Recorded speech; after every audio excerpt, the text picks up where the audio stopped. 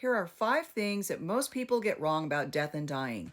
My name is Penny, and I'm a certified hospice and palliative care nurse. 1. That death is always painful. Many people get to the end of life without experiencing any pain at all. The dying process isn't necessarily painful. However, there are diseases like cancer that can have pain associated with them. 2. That when a dying person stops eating, they're going to starve to death. Our bodies know how to die, and the dying process is a systematic biological shutdown. Food is fuel, and because the body is shutting down, it doesn't need fuel to keep it going. Also, in order to complete the dying process, our heart and lungs need to keep working until the very end. So our body is going to go into energy conservation mode.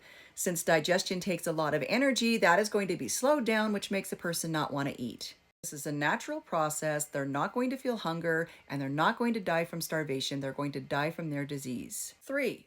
That people who are dying need to be in a dark, quiet room, preferably with harps playing. We die how we live. If a person didn't like harp music while they were living, they're not going to like it while they're dying. The best thing to make someone comfortable is for them to be in an atmosphere that they are used to. 4. That when a person has a death rattle, they're going to drown in those secretions. The death rattle is caused by air moving over saliva that has built up in the throat because the person is no longer swallowing. It's just a noise. It's not going to be uncomfortable. They're not aware of it, and it won't make them die any faster. And 5, my favorite, that people die like they do in the movies and on TV.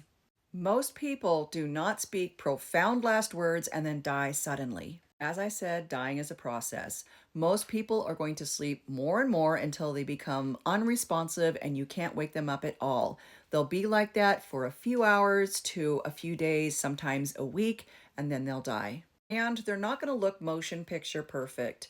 Most people will have their eyes open or partially open. The mouth will be hanging wide open. Skin color is off and they are waxy appearing.